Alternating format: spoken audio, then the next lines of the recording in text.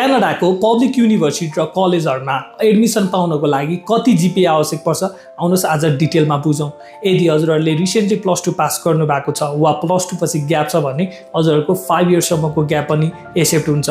हजुरहरुको 2.5 जीपीए छ भने र आईएलटीएस मा तपाईको इज ब्यान्ड 6 र ओभरअल 6 छ र पीटी मा इज ब्यान्ड 60 छ भने हजुरहरुले diploma, advance diploma, associate degree र ब्याचलर्स डिग्री प्रोग्रामको लागि अप्लाई गर्न सक्नुहुन्छ। र हजुरहरुले चाहिँ ब्याचलर्स पास आउट गर्नु भएको छ भनेदेखि र ग्याप चाहिँ अप टु 10 इयर्स सम्मको छ भनेदेखि पनि हजुरहरुले पोस्ट ग्रेजुएट सर्टिफिकेट प्रोग्राम र मास्टर्स प्रोग्रामको लागि अप्लाई गर्न सक्नुहुन्छ। हजुरहरुले विथ डिपेन्डेन्ट जानको लागि चाहिँ मास्टर्स प्रोग्राम चुज गर्नुपर्ने हुन्छ र 55% मा नै पब्लिक युनिभर्सिटीहरुले तपाईलाई एक्सेप्ट पनि गर्छ र साथसाथै तपाईको आईएलटीएस मा overall 6.5, no band less than 6 र पीटी मा इज ब्यान्ड 60 आवश्यक पर्दछ।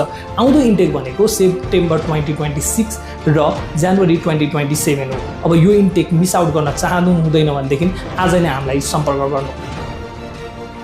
क्यानाडाको पब्लिक युनिभर्सिटी र कलेजहरुमा एडमिसन पाउनको लागि कति जीपीए आवश्यक पर्छ आउनुहोस् आज डिटेलमा बुझौं। यदि हजुरहरुले रिसेन्टली +2 पास गर्नु भएको छ वा +2 पछि ग्याप छ भने हजुरहरुको 5 इयर्स सम्मको ग्याप पनि एक्सेप्ट हुन्छ। हजुरहरुको 2.5 जीपीए छ भने र आईएलटीएस मा तपाईको इज ब्यान्ड 6 र ओभरअल 6 छ र पीटी मा इज ब्यान्ड 60 छ भने हजुरहरुले diploma, advance diploma, associate degree र ब्याचलर्स डिग्री प्रोग्रामको लागि अप्लाई गर्न सक्नुहुन्छ। र हजुरहरुले चाहिँ ब्याचलर्स पास आउट गर्नु भएको छ भनेदेखि र ग्याप चाहिँ अप टु 10 इयर्स सम्मको छ भनेदेखि पनि हजुरहरुले पोस्ट ग्रेजुएट सर्टिफिकेट प्रोग्राम र मास्टर्स प्रोग्रामको लागि अप्लाई गर्न सक्नुहुन्छ।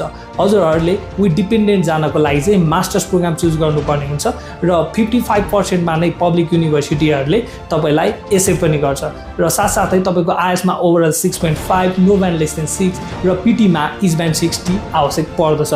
आउँदो इन्टेक भनेको सेप्टेम्बर 2026 र जनवरी 2027 हो। अब यो इन्टेक मिस आउट गर्न चाहनु हुँदैन भनेदेखि आज नै हामीलाई सम्पर्क गर्नु।